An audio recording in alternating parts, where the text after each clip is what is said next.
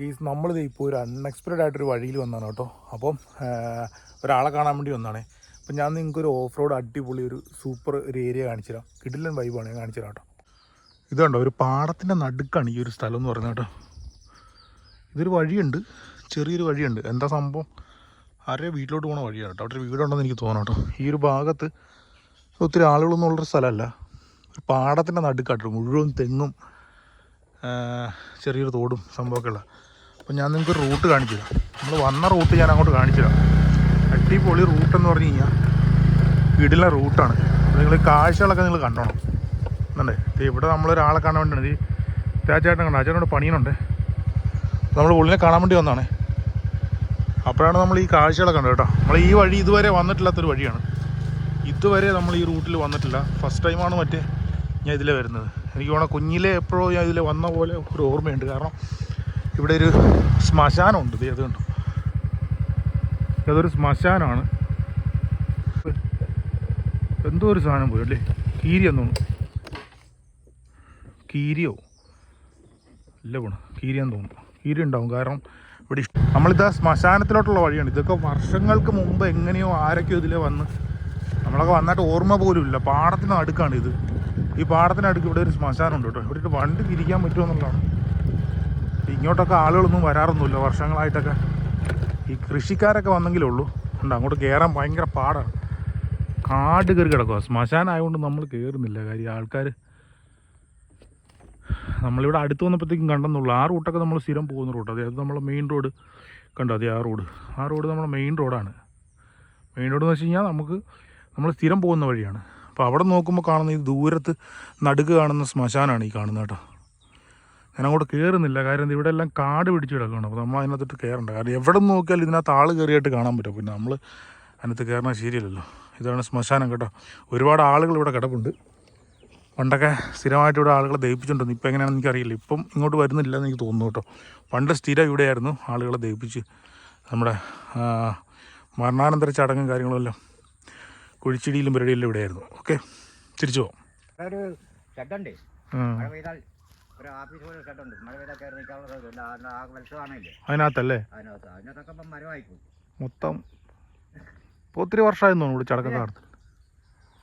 എന്നുവെച്ചാൽ വെള്ളം എത്ര വെള്ളം വന്നാൽ കയറിയാലും എവിടെ മുങ്ങിയാലും ആ വെള്ളം കയറിയല്ല. പൊക്കത്തിലല്ലേ. പൊക്കത്തില്ല. കല്ലുകെട്ടല്ലേ. അത് ഇപ്പോഴത്തെ മണിഞ്ചേട്ടൻ മരിച്ചുപോയ വരാൻ ചേട്ടൻ അവർ രണ്ടുപേരും മരിച്ചു പോയല്ലോ. അവർ കെട്ടുക കാടാ കേട്ടതല്ലോ.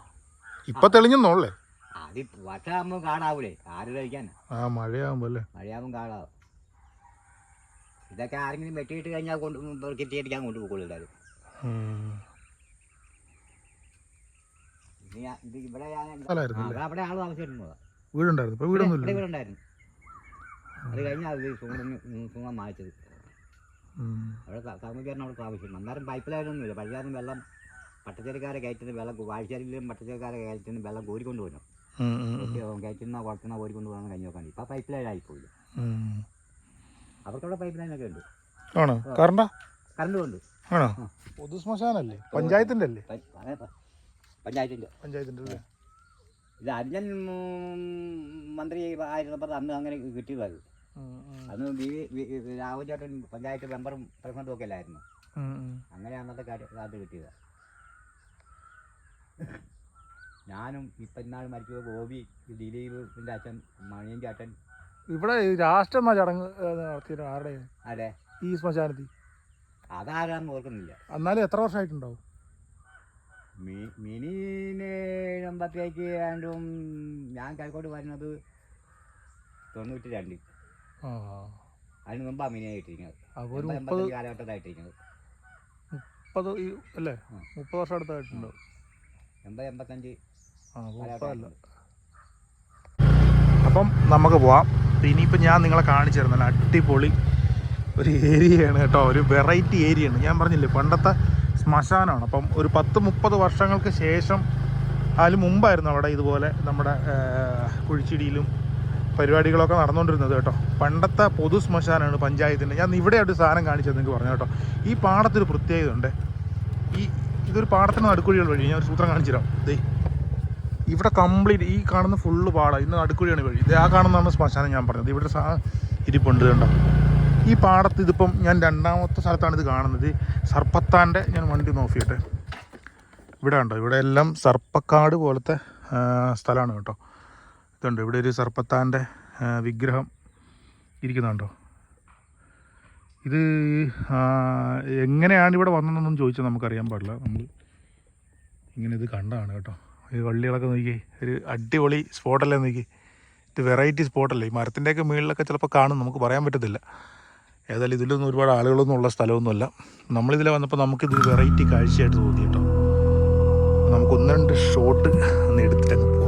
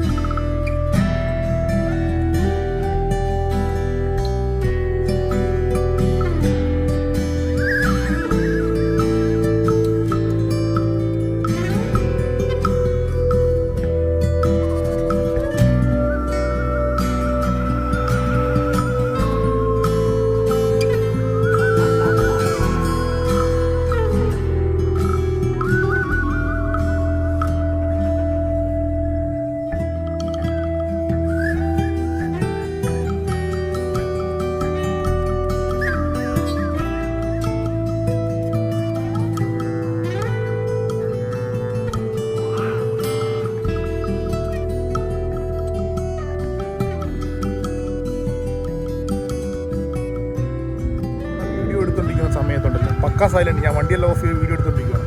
ആ സമയത്ത് ഈ അമ്മൂമ്മ അങ്ങ് നടന്നു വരുന്നുണ്ടായിരുന്നു. വിഷയം ഞാൻ നിങ്ങൾക്ക് കാണിച്ചു തരാം. ഈ ഒരു സ്ഥലത്തൊന്നും വേറെ മനുഷ്യരും കാര്യങ്ങളൊന്നുമില്ല കേട്ടോ. അൺഎക്സ്പെക്റ്റഡ് ആയിട്ട് പുള്ളിക്കാരുടെ ഒരു വരവ് ശരിക്കും എനിക്ക് ഷോക്കായില്ല. കാര്യം എന്ന് വെച്ചാൽ ആ ഒരു സമയത്ത് ഞാൻ വണ്ടി സ്റ്റാർട്ടായില്ല. നമുക്ക് പോവാം. നമുക്കത് ഇവിടുത്തെ വിഷ്വലൊക്കെ നല്ല അടിപൊളി വിഷ്വലൊക്കെ നമ്മൾ എടുത്തിട്ടുണ്ട്. നമുക്കിനി അടിപൊളിയായിട്ട് കാഴ്ചകളൊക്കെ ഉണ്ടാവാൻ പോവാം.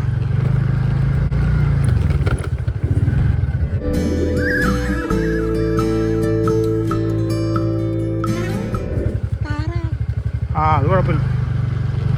ഞാൻ എന്താ കുട്ടപ്പാത്തിന് കാണാൻ വേണ്ടി പോയാ. ഇവിടെ ഒരു താറാവ് ചേർത്തുണ്ട് അവിടെ കണ്ട. എല്ലാം കടിച്ചിട്ടേക്കണായിരിക്കും.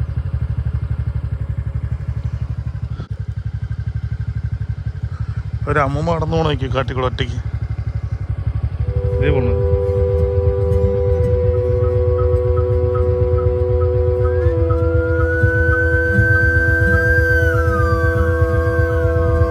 Continue to this journey. അപ്പോൾ ആ ഒരു വെറൈറ്റി കാഴ്ചകളൊക്കെ കണ്ടിട്ട് നമ്മളിത് പതുക്കെ അങ്ങ് പോവുകയാണ്. ഇനി നമ്മളെ മെയിൻ സ്പോട്ടിലോട്ട്, നമ്മുടെ മെയിൻ റോഡ് കിടക്കുന്ന അങ്ങോട്ട് പോകണം. ഇവിടെയൊക്കെ ആരത് മടലൊക്കെ കയറിയിട്ടുണ്ട് കേട്ടോ. ഇവിടെയൊക്കെ ആളുകളൊക്കെ അവിടെ നിന്ന് ഇവിടെ നിന്നൊക്കെ വരുന്നുണ്ടല്ലേ. പിന്നെ അപ്പോൾ ആ ഒരു അമ്മൂമ്മ പോയണ്ട, അവരൊക്കെ ഇവിടുത്തെ സ്ഥിരം സഞ്ചാരികളായിരിക്കണം. അല്ലെങ്കിൽ പിന്നെ ഈ വഴികളൊന്നും ഇങ്ങനെ ആൾ നടക്കുന്ന പോലെ ഉള്ളതല്ല. ആൾക്കാർ പോകുന്ന വഴിയൊക്കെ തന്നെയാണ്. ചെത്തുകാരൊക്കെ കാണുമായിരിക്കും. ഡെയിലി രാവിലെയും വൈകുന്നേരവും ചെത്തുകാരുണ്ടാവും, അതുപോലെ കൃഷിക്കാരും ഒക്കെ ഉണ്ടാവും. പക്ഷേ നമുക്കിവിടെ നോക്കുമ്പോൾ പുറത്ത് വേറെ വീട് കാര്യങ്ങളോ ആളുകളൊന്നും ഇല്ലാത്തതുകൊണ്ട് നമുക്ക് ചെറിയ ഒരു ഭീകര സിറ്റുവേഷനൊക്കെ വന്നു. ഇപ്പോൾ നമ്മളിത് ഏതാണ്ട് നമ്മൾ വെളിച്ചമുള്ള സ്ഥലത്തേക്ക് നമ്മൾ വന്നിട്ടുണ്ട് കേട്ടോ. നമ്മൾ അതിൻ്റെ ഇതിനുള്ളിലോട്ടാണ് നമ്മൾ കയറി പോയിക്കൊണ്ടിരുന്നത് കേട്ടോ. ഇതിനാകുമ്പോൾ കയറിയാണ് നമ്മൾ അങ്ങ് പോയിക്കൊണ്ടിരുന്നത്. ഇതിനുള്ളിലോട്ടാണ് നമ്മൾ പോയിക്കൊണ്ടിരുന്നത് കേട്ടോ. അപ്പോൾ ആ കാടിനുള്ള ആ ഒരു സർപ്പത്താന്മാരുടെ ആ ഒരു വിഗ്രഹവും സംഭവമൊക്കെ നമ്മൾ കണ്ടു. ഒരു അടിപൊളി എക്സ്പീരിയൻസ് ആയിരുന്നു. അപ്പോൾ നിങ്ങൾക്ക് ഇതുപോലത്തെ വീഡിയോ ഒക്കെ ഇഷ്ടമായിട്ടുണ്ടെങ്കിൽ ലൈക്ക് ചെയ്യുക, അഭിപ്രായങ്ങൾ കമൻറ്റ് ചെയ്യുക. നമ്മളിത് ഏതാണ്ട് നമ്മുടെ മെയിൻ റോഡിലോട്ട് കയറാനുള്ള സ്പോട്ടിലോട്ട് എത്താറായിട്ടില്ല കേട്ടോ. എന്തായാലും ഒരു 10-30 വർഷങ്ങൾക്ക് മുമ്പ് നമ്മൾ ഈ ഒരു സ്പോട്ടിൽ വന്നതുകൊണ്ട് ഒരു വ്യത്യസ്തമായിട്ടുള്ള അനുഭവം എനിക്ക് തോന്നി. നിങ്ങൾക്ക് തോന്നിയിട്ടുണ്ടെങ്കിൽ കമൻറ്റ് ചെയ്യുക. അയ്യോ ഒറ്റ കൈ പിടിച്ച് വണ്ടി ഓടിക്കണം കേട്ടോ. ഇതേ ഇനി നമ്മൾ നമ്മുടെ റോഡിലോട്ട് കയറുക. സംഭവം കൊള്ളാം കേട്ടോ, അടിപൊളി എക്സ്പീരിയൻസ് ആയിരുന്നു. ഒരു 5 മിനിറ്റ് നേരം കൊണ്ട് അല്ല, ഒരു അരമണിക്കൂർ നേരം കൊണ്ട് രാവിലെ ഒരു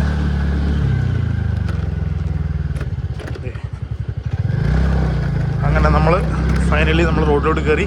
അപ്പോൾ ഈ വീഡിയോ വൈൻഡപ്പ് ചെയ്യണേ. അടുത്ത വീഡിയോ കാണാം. ബൈ.